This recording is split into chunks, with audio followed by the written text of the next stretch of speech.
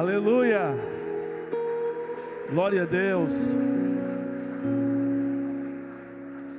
Bom dia a todos, Pai seja convosco. Bom dia a todos, Pai seja convosco. Bom dia também a você que está em casa. Irmão, não tem palavras a unção de Deus na nossa vida, né? É uma maravilha a presença de Deus aqui hoje. Senhor, te damos graças. Senhor, somos agradecidos. Obrigado por nos fazer filhos teus em Cristo Jesus, Pai. Obrigado pelo sangue da nova e eterna aliança que foi derramado por nós para a remissão dos nossos pecados. Somos agradecidos pela sua presença viva na vida de cada um dos meus irmãos aqui. O Senhor se faz presente em cada um deles. Nós te damos toda a glória, toda a honra e todo o louvor ao seu nome. Rogamos também para sermos revestidos com as suas armaduras. Pai, cubra a todos nós, revista a todos nós, livre-nos de todo o mal, apague todos os dardos inflamados do maligno, Senhor, e ajude os meus irmãos e minhas irmãs, ajude este ouvinte nesta manhã a se revestir da sua própria presença e da sua própria natureza. Adoramos o seu santo nome por isso, Pai celestial. No nome de Jesus, todos digam amém. Queridos, vamos aproveitar, vamos ofertar e dizimar. Pode trazer seus dízimos e ofertas. Sim, desculpe, sentem-se, que a cesta vai passar aí para vocês, tá bom? Desculpe. Aí fica melhor. E você que está em casa, aí no rodapé da tela, está as duas contas da igreja. Você também pode fazer a sua doação, a sua oferta, o seu dízimo, com as contas do Bradesco e da Caixa Econômica Federal.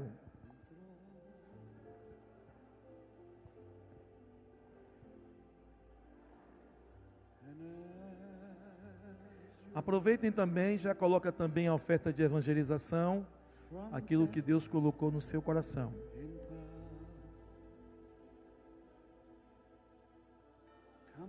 Amém, queridos? Enquanto isso, vão abrindo por gentileza, na segunda epístola de Paulo a Timóteo, capítulo 2, verso 1. Segunda epístola de Paulo, do apóstolo Paulo a Timóteo, capítulo 2, verso 1.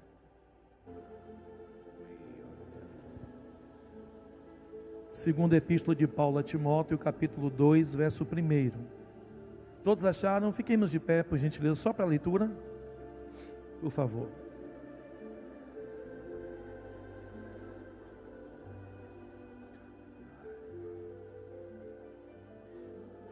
Quando eu falo essas coisas, meus irmãos, eu estou sendo sincero a vocês. Há uma grande presença de Deus aqui hoje de manhã.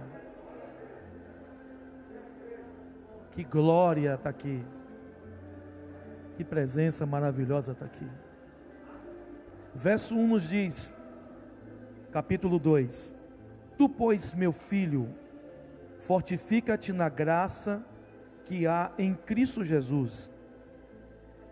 E o que de mim, entre muitas testemunhas ouvistes, confia-o a homens fiéis, que sejam idôneos para também ensinarem os outros. Sofre, pois, comigo as aflições como bom soldado de Jesus Cristo. Senhor, me sustente aqui. Jesus. Pastores, eu estou tremendo por dentro.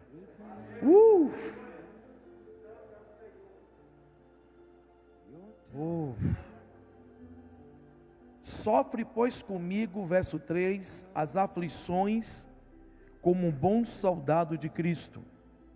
Ninguém que milita se embaraça com o negócio desta vida, a fim de agradar aquele que o alistou para a guerra.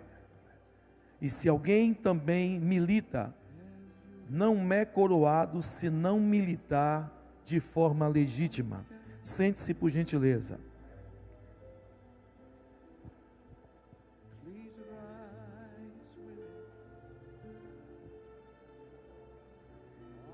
Timóteo estava em treinamento por Paulo, ensinando ele, preparando ele para o ministério que o Senhor tinha desempenhado também para a vida de Timóteo.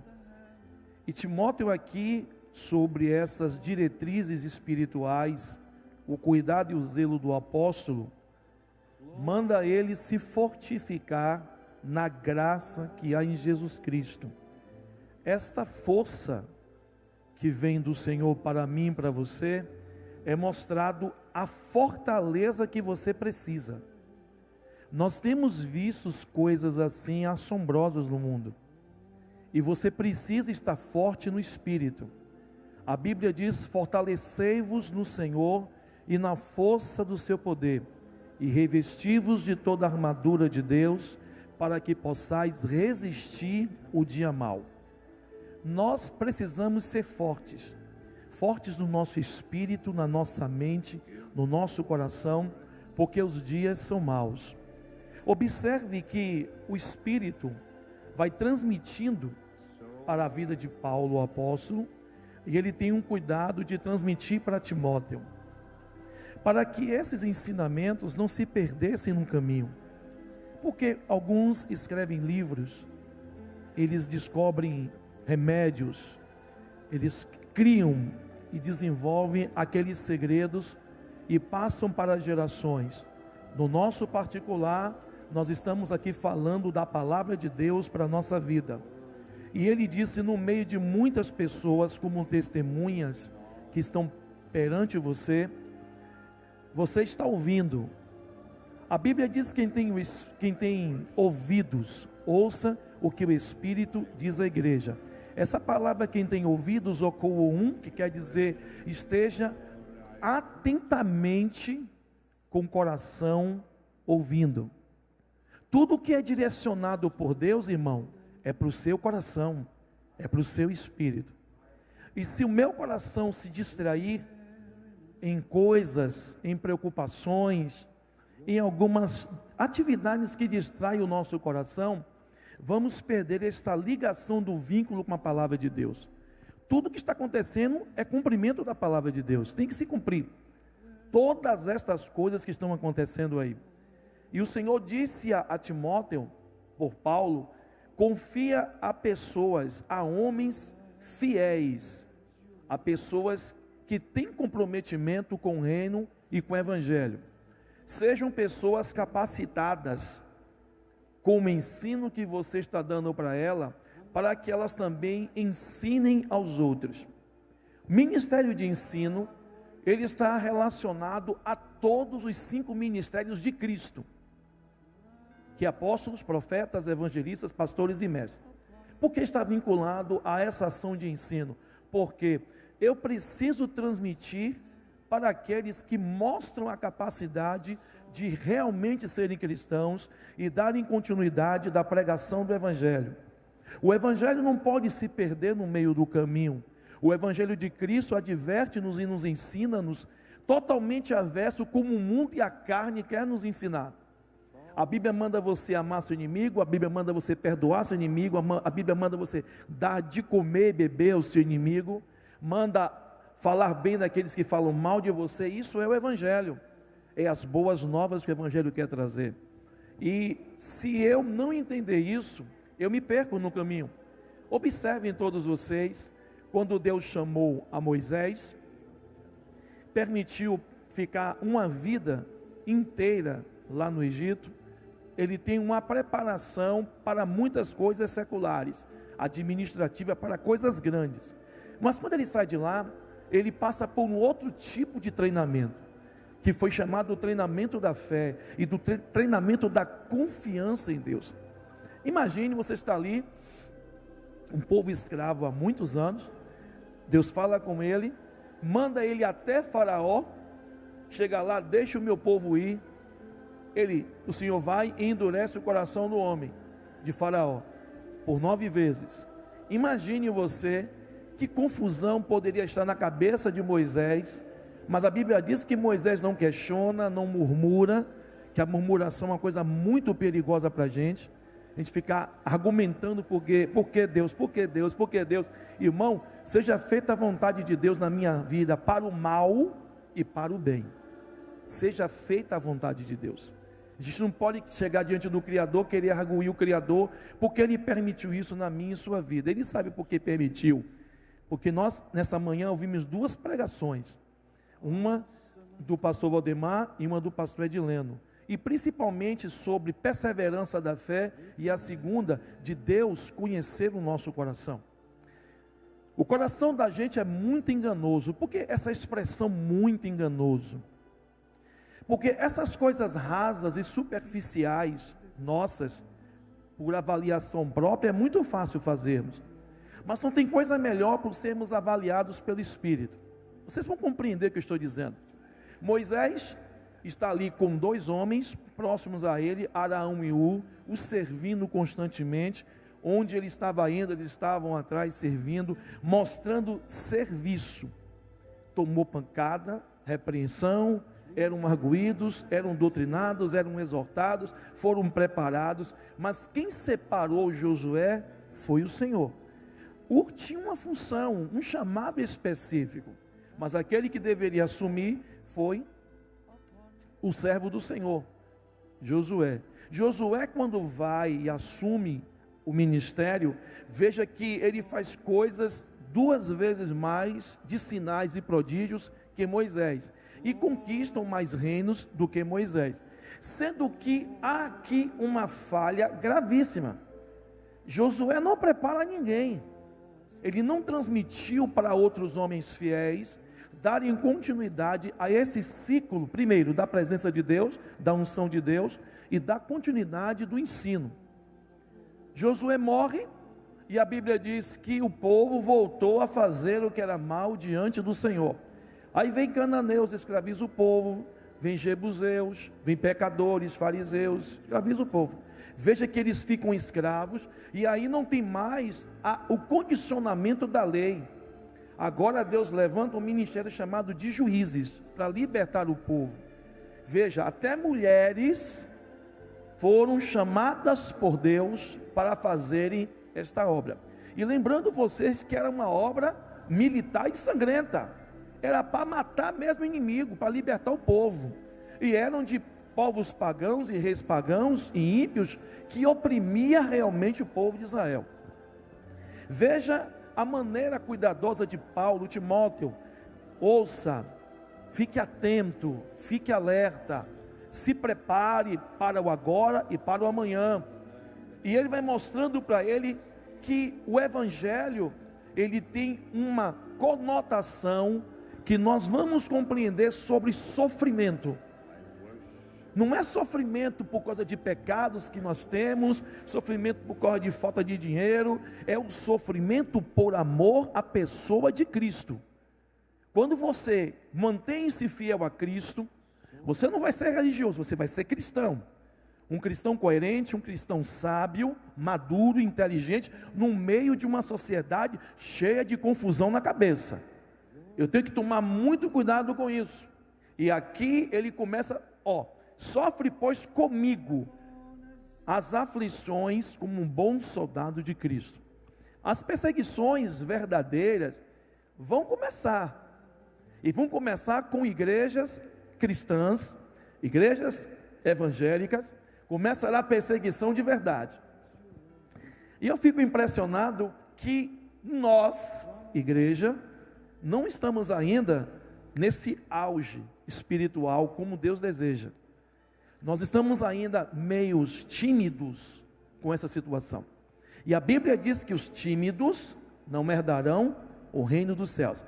Essa timidez é a timidez de você ter a coragem, movida pelo Espírito com sabedoria, de fazer o seu papel, que é pregação do Evangelho, é de orar pelos enfermos e de expulsarmos demônios.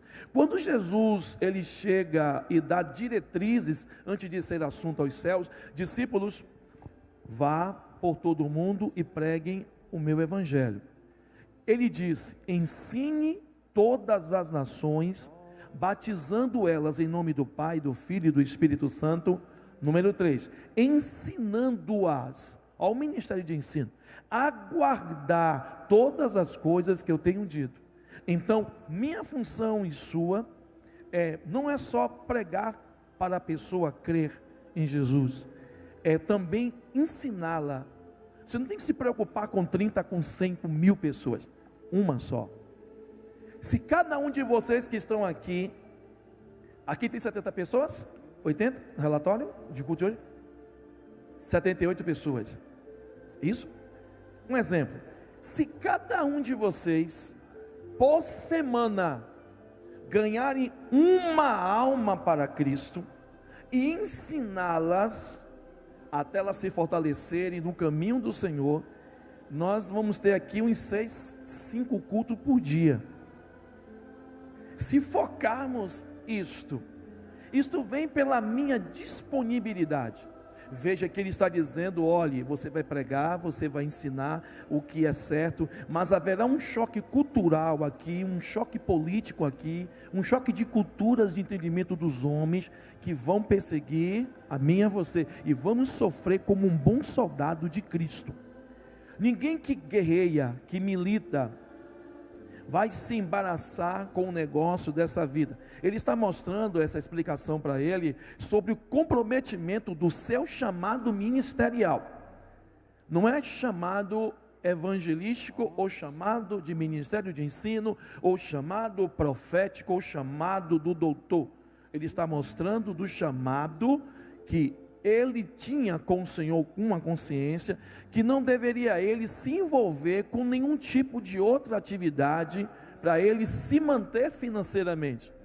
Quem é chamado, quem é escolhido, a Bíblia diz que a igreja deve investir nesse homem que é dedicado, investir e repartir os seus bens com ele, porque ele está se dedicando à obra. Houve esse conflito pelo crescimento assustador dentro de Jerusalém, que o evangelho espalhou de forma tão grande que todos ficaram espantados com aquilo. E aí os apóstolos começaram a ficar sobrecarregados com a tarefa da ação social. E eles nomeiam diáconos que servissem à mesa, porque a dedicação deles era das Escrituras e fundação de ministério, de obra missionária. Então esse é o cuidado que Paulo está mostrando para ele. Irmãos, você tem família, você tem sua casa, você tem pessoa na sua casa. Então quando nós começamos a estruturação nossa familiar e transmitindo o conhecimento de Cristo para essa geração, eles serão pessoas fortes, que serão maduras e aptas, idôneas para transmitir para aqueles na ação de evangelização, porque as pessoas estão cheias de dúvidas na cabeça. Então, nós não devemos nos envolver. No meu caso, é muito horrível falar uma coisa dessa. Pastor Valdemar, pastor Edileno, pastor Edilson, pastor Danilo, cada um tem um comprometimento com Cristo, um chamado específico. Pastor Edileno, ele é funcionário do governo e trabalha também aqui na obra, como um voluntário na obra. Imagine, eu sou assalariado, pastor Valdemar, pastor Adilson, pastor Anilda, estamos aqui dedicados à obra, 24 horas de Deus aqui. E quando eu tentei dar uma escapada, dar uma saída pela direita, o cajado veio, e o cajado não veio me puxando, o cajado veio me batendo, puf, não foi ninguém, não foi Deus. Então vocês observam, aqueles que têm um chamado para uma função, é um chamado, e isso leva a sofrimento, a uma dedicação de domingo a domingo, dedicação de feriado, não temos férias, não temos nada, é uma dedicação total a profundo conhecimento, a profundo estudo, a profunda vida de consagração, a vida de busca. E vocês pensam que isso é brincadeira? Às vezes isento das nossas esposas, isentos às vezes de um lazer, de uma praia, de qualquer outra coisa, trabalhando na obra de Deus, visitando doentes, visitando enfermos. Tudo isso é o pesar do sofrimento por amor a Cristo, ao chamado. E não falo isso como uma forma de pesar, de arrependimento, não. Eu falo isso com muita alegria no meu coração, porque eu comecei com 16 anos em Cristo. Eu quero envelhecer, se Ele me permitir, servindo a Cristo e o corpo de Cristo. E isso, morrer aqui em cima, se for possível, fazendo a vontade de Deus. Irmãos, observem, quando nós estamos aqui para agradar aquele que nos alistou para a guerra, que Ele chamou para a batalha, que Ele chamou para a guerra, foi Jesus. Jesus já te deu sua roupagem, já te deu as armas que você precisa, de você utilizar essas armas. Há uma revelação terrível em Ezequiel. Ezequiel tem uma visitação do Senhor, ele vê os 4 querubins, e ele tem uma grande dificuldade para descrever aquelas criaturas, e ele começa a ver o juízo sobre Judá, o juízo sobre Jerusalém, Reino do Sul, Reino do Norte, e ele tem uma preocupação do que ele viu no templo, do que ele viu no meio dos sacerdotes, pastores daquela época. Ele vê de uma forma real, espiritual. Ele era profeta, sabe, profeta tem que ter muita responsabilidade. Profeta não dá satisfação que vai profetizar para ninguém. O profeta tem que se preocupar, se ele tem chamado do profeta, ele tem que dizer como ele viu e como o Senhor mostrou para ele. A Bíblia não julgue o profeta, mas a profecia. Eu não me preocupo com profecia, vier eu vou ouvir, seja o que Deus quiser, tenho que me preocupar com isso. Agora, quando ele viu os ídolos na parede do templo pintadas, e os pastores de costa para o altar, com as mãos levantadas para o sol, eu quero que vocês fiquem sabendo, o sol é a ação global da manifestação do movimento dos Illuminatis e do Anticristo, visto lá no Antigo Testamento como uma forma do sol para Baal, Beuzebu, A de Astarote, A de Asmodeus e L de Leviatã. Então era a forma de camuflação que trouxe a corrupção dentro do governo político do povo hebreu. E Ezequiel, quando tem a visão, ele vê anjos descendo, muitos anjos, e ele descreve esses anjos com armas destruidoras na mão. Eu fiquei assustado com a Septuaginta e com algumas versões, que eu tomei um susto com aquilo. E eu disse, Senhor, ele disse, virá a espada para o sacerdote, para o ancião, para o levita, para o homem, para a mulher e para as crianças da cidade. E ele vai descrevendo como seriam os juízos. Jeremias chega lá na frente um pouquinho, toma aquele impacto também, porque Jeremias era o profeta do contra. Por que o profeta do contra? Porque ele era o único profeta que falava a verdade denunciando o pecado do povo e da liderança de Israel. Mas eles não estavam atentados para aquilo. Então, o profeta líder, interligado politicamente pela boca do rei, pela posição que ele colocou, fez um grupelho de profetas corrompidos financeiramente para profetizarem só para agradarem o rei. Imagine, irmão. E esse homem Jeremias, chamado de chorão, vê as situações ruins que iriam acontecer, junto com outros profetas contemporâneos que tinham profetizado que Israel seria escrava por 70 anos por Nabucodonosor. E é descrito de maneira assim poética, até chorando, como seria a dor de sofrimento por 70 anos. Eles não ouviram o Espírito, eles não queriam ser ensinados, eles preferiam o glamour político, o glamour da posição que eles tinham, de achar que eles ficariam nisso pelo resto da vida. Mas são coisas, como o pastor Dino pregou, chamado de orgulho. Orgulho vem de Satanás, vem dele, a mentira vem de Satanás, as manipulações, a cobiça, eu querer usurpar o que é dos outros, é de Satanás. Nós temos que tomar muito cuidado com essas coisas, e nós devemos honrar aquele que nos chamou. Quem te chamou foi Cristo. Você tem que honrar a Jesus. Honre o seu mestre, honre o seu Senhor, e aprenda também a honrar os seus pastores. Não importa se eles fraquejam, não importa se eles falharam, não importa se eles são assim, se ele é assato, se ele é chato, se ele é assim, são seus pastores. Eles são pessoas, são humanas, nós somos humanos. E essas coisas muitos não sabem separar, como houve esses problemas também em Israel, da cobiça, da porfia de Miriam e Araão lutar contra Moisés e fazer murmúrios escondidos dentro do templo. Ó, meu irmão, vai pegar uma mulher negra, tem racismo nisso. Por que ele não pegou uma judia, pegou logo uma mulher negra? Aí o Senhor disse, olha, eu falo com os profetas, eu falo com urim e tumim para o povo, mas Moisés eu falo cara a cara. Por que falaste isto do meu servo? Leprosa. Você vai vendo a história do povo hebreu, vai chegando até esta época dificílima de Paulo lutando para pregar o evangelho na Espanha, Paulo lutando para ensinar no meio dos bereanos, tessalonicenses. Os próprios irmãos tessalonicenses perseguem Paulo. Onde Paulo ia, eles estavam perseguindo Paulo e distorciam os ensinos de Paulo.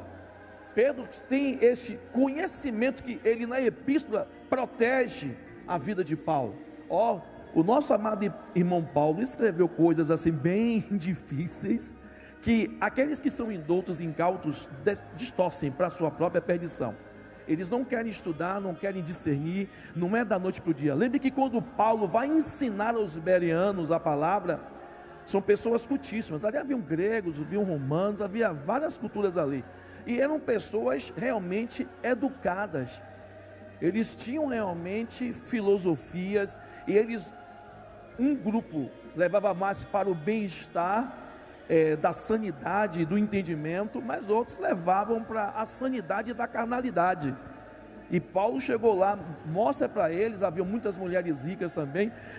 Paulo, o que você nos falou aí é um assunto que nós nunca ouvimos.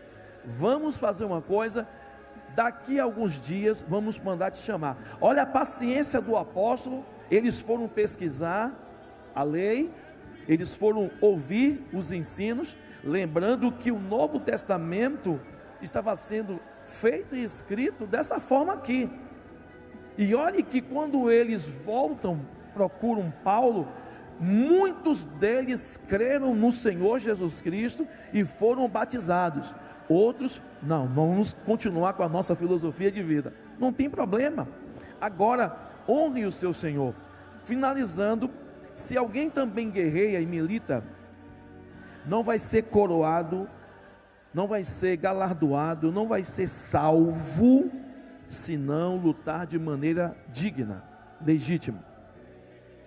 Nós não podemos usar as mesmas armadilhas e sutilezas do engano, como muitas pessoas estão fazendo por estarem debaixo dessa cegueira espiritual. As pessoas procuram atingir a mim e a você, esculhambando a nós. Até um cidadão essa semana aí, que foi presidente, disse que é a igreja que está poluindo o Brasil, as igrejas evangélicas com o Covid. Eu fico pensando, o que se passa na cabeça de uma pessoa dessa? Como é que as mentiras são formalizadas? Eles promovem discórdia entre governos e prefeitos, eles promovem mentiras, eles não falam a verdade, diz que é fake algumas coisas, algumas coisas são reais. Eu não quero me basear pelo discernimento de entendimento humano, mas pelo que nós estamos vendo na questão espiritual. Tem muita coisa acontecendo, e você tem que se levantar realmente por dentro do Senhor, e manter-se forte para a verdadeira batalha. A batalha aqui é a batalha contra a mentira, contra as ilusões demoníacas, contra as fantasias demoníacas, contra as obras da carne, contra todas as coisas que vêm de Satanás. Porque minha luta e a sua luta não é contra governo de ninguém, pessoas humanas, é espiritual. Então temos que desentronizar aqueles que estão achando que estão no trono, comandando vidas. Isso vem pelo revestimento da forma como nós oramos. Valnice Milhomes, ela escreveu um livro bem maçante assim, de 428 páginas. Todo o livro ela ensina uma estrutura de oração de intercessória e jejum com sabedoria, porque jejum é perigoso. Para nós fazermos um jejum para a redenção do Brasil. Ela foi para a África, ficou mais ou menos uns 10, 15 anos na África, e alguns países, com trabalho missionário. Ela viu coisas espirituais que eram, no olhar humano, rapaz, isso aí é cultural demais, isso aí é tradicional demais, como é que eu vou destruir isso na cabeça das pessoas? E o Senhor disse a ela, forme um grupo de jejum, de jovens, de irmãos que querem se comprometer, ensinem para eles, revistam eles. Irmãos, começava com 100, só ficava com 6, a batalha não é brincadeira. Você vai ver Quer ver uma coisa? O seu tipo de estrutura que você tem. Qual é a sua estrutura e qual é a minha? Você vai saber qual é a sua estrutura e a minha estrutura quando o dia mal chega, quando a guerra e a batalha espiritual chega. Aí você vai ver, irmão, Jesus, o que é isso? Eu preciso me fortalecer mais, eu preciso me santificar mais, eu preciso buscar mais ter uma comunhão viva com Deus, e você vai ver que o resultado é assim, ó. Aí eu digo, instantâneo. Bum! Veja, as meninas cantaram aqui essa última canção, bum! Eu não estou dizendo que as outras não tinham unção, não é isso que eu estou dizendo. Eu estou dizendo onde o Senhor realmente, bum, quer mover. É essa atmosfera que tem que estar presente em mim e você, numa ligação rápida no mundo espiritual, para que as trevas, ela saia da nossa presença, ela saia da vida das pessoas. Finalizando, forma digna, vamos militar com as armas que temos. Paulo disse em Corinto, que as armas da nossa batalha espiritual não são carnais, mas poderosas em Deus para destruir fortaleza. Imagine uma fortaleza de um campo de conhecimento religioso errado na cabeça de um líder religioso. Imagine a perversão e distorção de entendimento histórico na cabeça de um político. Imagine as pessoas iludidas com tanta mentira introduzida.